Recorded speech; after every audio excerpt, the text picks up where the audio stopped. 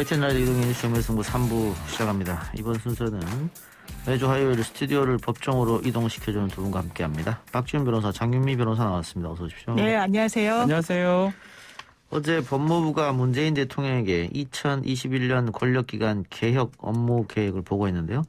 수사 기소 분리 방안 그리고 감찰 제도 개선 등이 있었는데 어떤 내용이었습니까? 그렇습니다. 가장 눈길을 끄는 부분은 아무래도 수사와 기소 분리 방안에 대해서 법무부가 처음으로 사실상 공표를 했다는데 그 의미가 있습니다. 원래 이제 연초에 각 부처는 대통령에게 앞으로 1년 동안 각 부처를 어떻게 운영할지 이 부분을 보고를 하게 되는데 아무래도 수사 기소 분리 방침이 워낙에 현안이다 보니까 어떻게 이 부분이 거론될 것인지가 주목됐는데 좀 원론적인 차원에서 의미가 있었고요. 그 거론이 됐고 또 문 대통령도 뭐 공수처가 출범하기도 했고 수사권 개혁이 이제 다 나아가기도 했지만 아직 이게 검찰 개혁이 완성된 게 아니다. 또 기소권과 수사권 분리는 앞으로도 우리가 꾸준히 나아가야 할 방향이다. 이렇게 언급을 했습니다. 다만 이제 중대범죄수사청 그 설치와 관련해서 구체적인 언급은 없었다는 점이 또 눈길을 끌기도 했고요. 또 하나 이 검찰이 지금 셀프 감찰로 인해서 많은 비판을 받고 있는데 앞으로 감찰 제도를 개선하겠다. 이 부분도 법무부가 주요 쟁점으로 언급을 했습니다. 그래서 법무부에서 직접적으로 검찰을 감찰하도록 그 영역을 확대하고 뭐 검찰이 자신네들의 비위에 대해서 뭐 그 부분을 숨기려고 하거나 이럴 때는 법무부에서 아예 감찰을 주체로서 좀 더 강하게 해나가겠다. 이런 방침을 밝히기도 했습니다. 법무부가 수사 기소 분리 방안 검토 입장을 대통령 앞에서 보고하면서 공식화했는데 그 내용을 보고받은 대통령이 기소권 수사권 분리는 꾸준히 나아갈 방향이다 이렇게 얘기했다면 지난번에 논란이 됐던 뭐 속도 조절 이야기 이것은 아닌 걸로 그러면 그렇죠. 결론내도 될까요? 예, 속도 조절이라 해가지고 이게 뭐 예를 들어서 입법 사항이니까 좀 늦게 해도 된다 그런 말이라고 보긴 좀 어려울 것 같고요. 그러니까 수사 기소 분리는 그 원칙은 맞다라고 대통령이 하긴 한 것이고 그렇다면 뭐 근데 뭐 질서 정연하게 좀 하자 이런 말은 또 당부가 있었다면 어느 정도 의견을 수렴하라는 뜻으로 좀 보이기도 합니다. 특히 중대범죄수사청 같은 경우는 이게 개정안이 아니고 만들면 제정안이 되거든요. 제정안이 된다면 뭐 상당히 입법 절차가 좀 상당히 많이 걸립니다. 뭐 그런 의미에서 할 수 있는 어떤 절차는 다 밟고 만들어라는 어떤 원론적인 얘기를 한 것으로 좀 생각이 됩니다.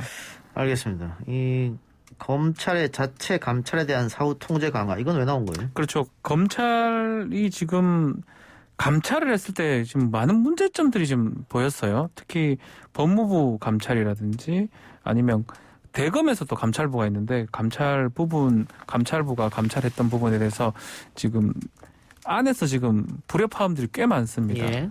뭐 한동수 감찰부장 또 법무부도 감찰 관련해서 또 그 관련해서 얘기가 좀 많다 보니까 획일적으로 뭐 문제가 됐을 때 나중에 어떻게 컨트롤하고 이런 부분에 대해서 좀 얘기를 좀 해봐라. 또 제도를 마련해봐라. 라고 지금 얘기가 됐고 앞으로 이제 감찰이 좀 일원화될 가능성도 있고 감찰 결과에 따라서 좀 이게 수사나 징계까지 좀 획일적으로 갈 수 있는 그런 것도 좀 앞으로 얘기가 좀 될 것으로 생각이 됩니다. 한명수 전 총리 사건도 감사에 해당하는 거 아니었습니까? 감찰이었죠. 감찰에 해당한 건데 문제는 그 감찰 결과에 대해서 이래저래 뭐 정확하게 결론이 잘 안 났던 부분들이 있는 거거든요. 또 감찰을 하게 되면 대상자가 대부분 검찰 식구들입니다. 그래서 이제껏 계속 뭐 봐준다든지 수사로 가지 않는다든지 징계로 가지 않는다든지 이런 것들이 지금 반복됐기 때문에 이번에 아마 이 감찰제도 강화, 외부 통제 강화라는 거는 수사로 가든 징계로 가든 그런 부분을 좀 정확하게 명확하게 하라 뭐 이런 걸로 좀 보입니다. 지금 이문정 검사의 감찰권을 수사권을 뺏었다 총장이 뭐 그런 얘기도 나오면서 감찰 3과장에게 이 사건을 넘겼는데 하루 이틀 만에 그냥 무혐의 처분했단 말이죠. 그런데 이건 한동수 패싱이다 또 뭐 이런 얘기까지 나왔잖아요. 그렇습니다. 그렇기 때문에 이제 내부 감찰을 강화하겠다라고 이야기하는 게 지금 최근 검찰이 보여준 어떤 부분들, 모해위증 교사 혐의에 대해서 그 혐의의 대상자였던 검찰들에 대해서 이문정 당시 감찰연구관 부장검사급이었는데 공소장까지 초안까지 잡아놨다는 거예요. 그만큼 혐의의 확신을 갖고 기소를 준비하고 있었는데 직무에 배제시킨 뒤에 이게 정식 배당을 시킨 시킨 것도 아니고 주인 검사를 지정하는 형태로 대검으로 넘긴 이후에 사실 공소시효를 정말 촉박하게 앞둔 시점에 다 무혐의로 그러니까 면죄부를 줬기 때문에 이 부분에 대해서 그렇다면 검찰이 과연 내부 문제에 대해서 공정하고 객관적으로 이 부분을 들여다보느냐 상당히 의구심이 들고 있어서 또 이 법무부에서 업무보고에서 이런 언급을 한 것 같습니다. 그러니까 그 관련 사건 같은 경우에는 들여다봐야 할 그 뭐 증언이라든가 서류도 엄청 많은데 그걸 하루 이틀 만에 다 봤어 무혐의야 이렇게 네. 했기 때문에 이게 올바른 감찰이야. 결국은 또 검찰의 제 식구 감싸기 봐주기. 예. 발동한 거 아니냐 이런 얘기가 있기 때문에 감찰이 제대로 돼야 된다 이런 얘기고 이왕 이야기 나온 김에 그 한명숙 모해위증 교사 사건 이야기 해봅시다. 결국은 무혐의 됐잖아요. 예. 무혐의됐는데 여기에 총 증인이 새롭게 4명이 등장해서 3명이 한 명을 명이죠. 제외하고 예. 3명이 당시에 검찰이 나에게 거짓 증언하라고 시켰다라고 지금 증언한 상태잖아요. 그렇죠. 그런데 그거를 혐의 없다 이렇게 결론을 내려버렸단 말입니다. 네. 그런데 한동수 감찰부장이나 이문정 검사는 여기에 반대하고 있잖아요. 혐의 없지 않다고 그렇죠. 주장하고 있는 거잖아요. 그렇죠. 그럼 앞으로 어떻게 돼요? 이게 그래서 법무부 장관이 수사지휘권을 발동해야 되는 거 아니냐 뭐 이런 얘기도 있던데. 시기가 좀 문제 같아요. 이제 두 사람 증인한테 모해위증 교사를 했는데 한 사람 증언은 지금 시간이 지나서 처벌할 수가 없고요. 22일이 이제 3월 22일 며칠 안 남았는데 이게 지금 마지막입니다. 지금 장 변호사 설명한 것처럼 이문정 그 감찰연구관 입장에서는 어느 정도 수사가 다 됐기 때문에 지금이라도 공소 제기도 가능하다. 최소한 뭐 마무리 수사를 한 다음에 공소 제기도 가능하다는 입장이기 때문에 만약에 법무부 장관 수사지휘권 행사한다면 수사지휘권은 이런 부분일 겁니다. 예. 지금 감찰 3과장 직무 배제하고 임원장한테 배당하는 식 아니면 지난번에 그 검찰총장 직무 배제한 것처럼 조난관 그 차장한테 그 직무하지 마라. 요 정도의 수사지휘권 행사할 가능성은 있습니다. 그렇게 해가지고 기소가 될 가능성도 있긴 한데 문제는 논란의 여지가 또 꽤 있기 때문에 이 또 짧은 시간에 기소까지 갈 수 있을지도 좀 크게 좀 걱정되기 때문에 과연 수사지휘권 행사할지는 좀 지켜봐야 될 것 같습니다. 그렇습니다. 사실 수사지휘권 얘기가 나오는 게 지금 법무부에서 이게 어떻게 된 경위로 무혐의로 종결이 났는지는 들여다보고 있다라고 보도가 나오고 있거든요. 예. 그렇다면 어떤 형식으로 들여다볼 것인가. 이 사건을 그렇다면 그 결론을 내기 위해서는 사실상 뭐 공소시효가 22일로 굉장히 촉박하다고는 하지만 여기서 그냥 마침표를 찍을 수는 없는 거 아니겠냐. 그렇기 때문에 박범계 장관이 수사지휘권을 아마 발동을 할 것이고 이게 뭐 검찰과의 대립각을 내세우는 뭐 2라운드로 돌입하는 그 전조가 될 수 있을지언정 어쨌든 이 건은 이문정 검사 이 사건을 계속해서 들여다봤고 혐의에 대해서 상당한 심증을 굳힌 이 검사에게 맡겨서 아무래도 이 수사는 마무리 짓지 않겠느냐 이렇게 전망이 예. 나오는 상황입니다. 근데 이게 그냥 공소시효 끝났으니까는 뭐 검찰이 무혐의를 했으니까 무혐의로 넘어가자. 또 이럴 수도 없는 것이 아까 말씀드렸다시피 4명의 증언자 중에 3명이 내가 모해위증 교사를 당했다고 다시 말을 했고 네. 거기다가 감찰을 이문정 검사가 쭉 또 한동수 감찰부장이 보고 있었는데 그거를 윤석열 총장이 당신은 하지 마 수사 하고 다른 사람한테 줬고 네. 하루 이틀 만에 무혐의다라고 했단 말이죠. 그렇죠. 그러면 이게 좀 이상한 수사가 아니냐. 게다가 지금 한명숙 사건을 당시에 담당했던 검사들이 윤석열 총장이 아끼던 특수통의 후배들이다. 그러면 결국은 자기 새끼들 보호하려고 이렇게 했던 거 아니냐. 이런 의혹이 있잖아요. 그렇죠. 이거를 그런데 22일 날 공소시효 끝난다고 그냥 넘어간다고 하면 이건 앞으로도 좀 문제가 될 것 같은데요? 김학의도 뭐 똑같았거든요. 김학의도 누가 봐도 김학의 전 차관이었는데 시간 지나서 결국은 기소를 하지 못하고 뒤늦게 재조사를 해가지고 다른 뇌물죄 등등으로 지금 재판을 지금 진행 중인 그런 상황이기 때문에 시간이 저는 촉박한 게 가장 큰 것 같습니다. 예, 분명히 뭐 제 식구 감싸기 팔이 안으로 굽는 그게 작용했을 가능성은 분명히 있지만 결국은 기소를 독점하고 있고 기소 재량권을 갖고 있는 검찰이 내가 불기소라고 판단한 거를 다른 사람이 할 수는 없는 거고 한다면 직무 배제를 해서 하는 건데 또 같은 검찰 내에서 다른 목소리를 내는 그 모습 또 이미 추미애 장관의 수사지휘권 행사를 통해서 지금 상당히 검찰 내에서 아니면 언론에서 비판 여론들이 많았거든요. 그런 것들을 또 의식하지 않을 수 없기 때문에 문제점이 있다고 하더라도 수사지휘권 형식으로 갈 수 있을지는 좀 지켜봐야 될 것 같습니다. 알겠습니다. 뭐 공소시효 끝나고 그럼 김학의 사건처럼 또 뭐 똑같이. 재조사 그렇게 갈 수도 있겠네요. 그럴 수도 있죠. 그렇죠. 예.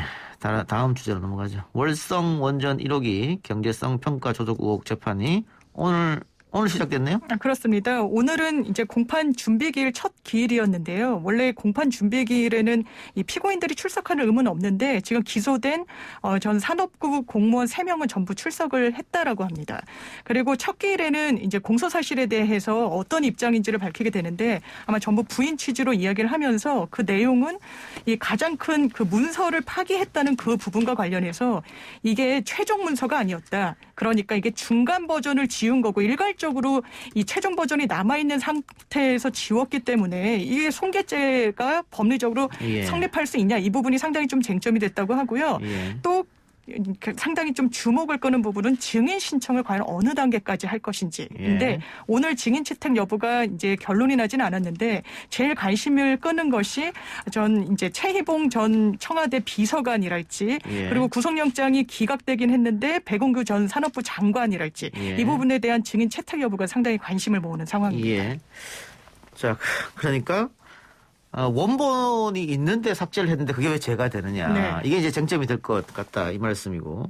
근데 이 사건을 윤석열 총장이 사실상 지휘했다 이렇게 볼 수 있을 텐데 그렇죠. 또 자신의 또 핵심 측근이 또 수사를 했고. 네.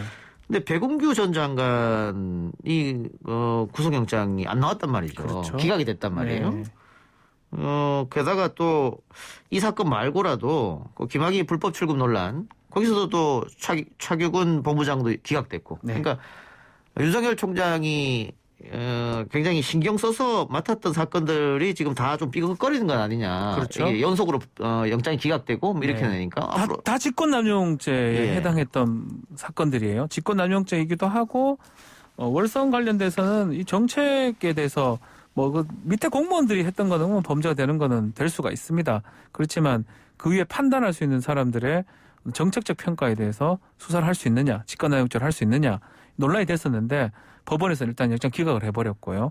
마찬가지로 김학의 출국 금지 관련해서 과연 이게 범죄가 되느냐, 이걸 하는 게 맞느냐 논란이 꽤 됐었는데 어쨌든 간에 법원에서 영장을 차규근 그 본부장 기각을 했기 때문에 상당히 동력을 잃은 건 사실이고요. 근데 동력 잃은 상태에서 이 사건을 사실상 지휘했던 윤 총장이 지금 그러니까요. 자리를 비웠으니까. 없으니까 네. 또 새로운 신임 총장이 또 나올 거고 하면 이두봉 뭐 대전지검장이 지금 월성 사건 지금 하고 있긴 한데 예. 뭐 예전 윤석열 총장하고 측근이라고 알려진 사람이긴 한데 그럼에도 불구하고 상당히 동력은 잃어가지고 쭉쭉 추진하기 쉽진 않을 것 같습니다. 뭐 지금 이미 예를 들어서 감사원법 위반 등등 했던 그 공무원들에 대해서 처벌 부분은 뭐 지금 얘기했던 것처럼 진행이 될 것 같은데 그 이상의 목적이 사실은 그게 아니었다고 보이거든요. 예. 정권의 핵심을 지금 하고 싶었던 건데 그 이상을 하는 거는 좀 어렵지 않을까 이렇게 예상이 됩니다. 예.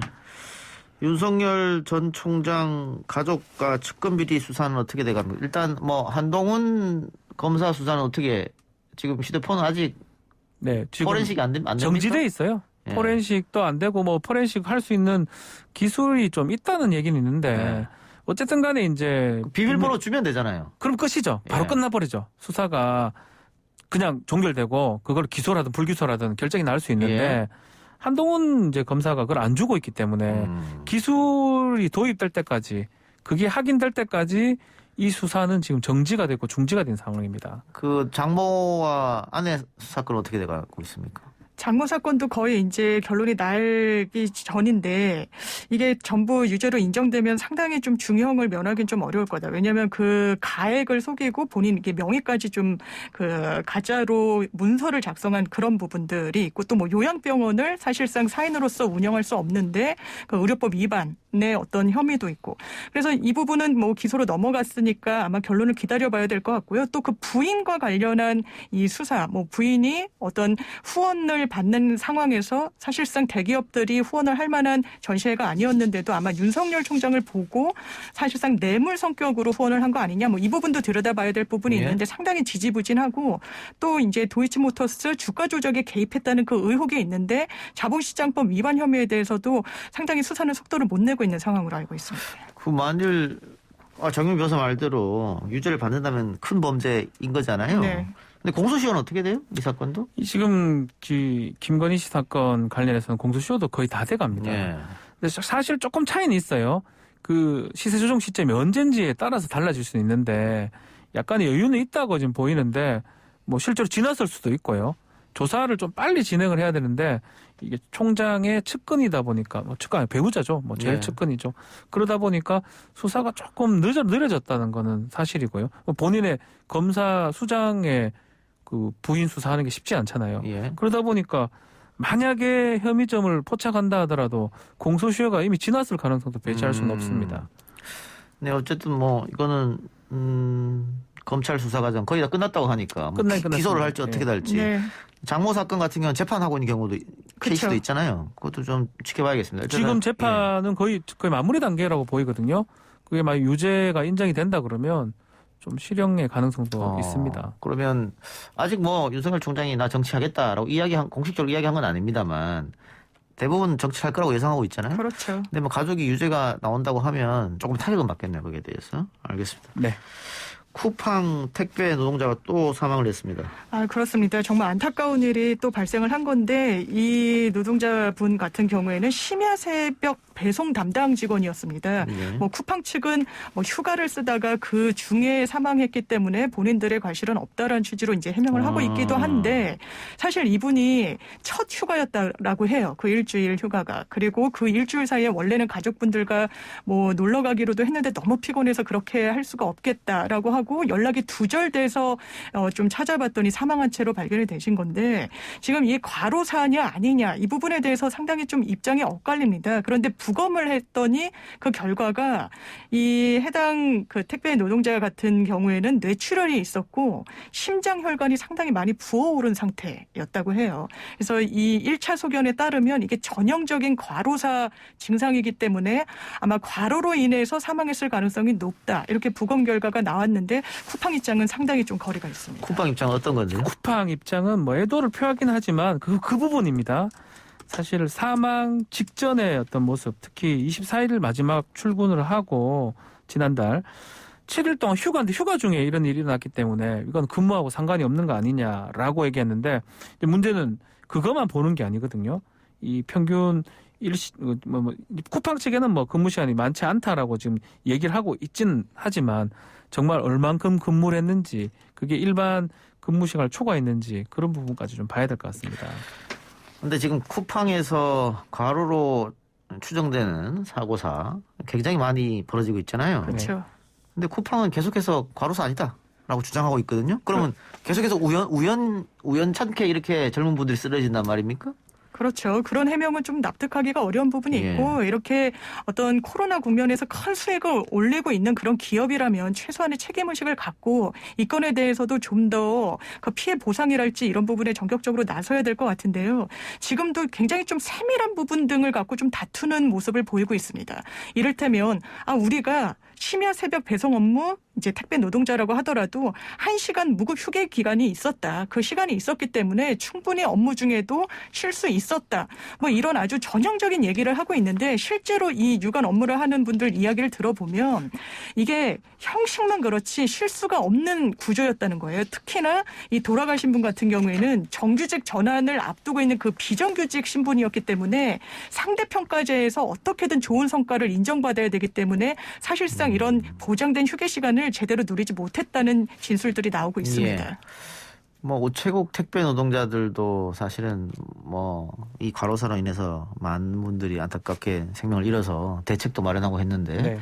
쿠팡 같은 경우에는 작년하고 올해 벌써 6명째거든요. 사망하신 분들이. 네. 그런데도 우리 회사는 잘못이 없다. 기계적으로 일반 회사랑 똑같이 지금 항변하는 것 같아요. 일반 회사들이 이렇게 얘기를 합니다.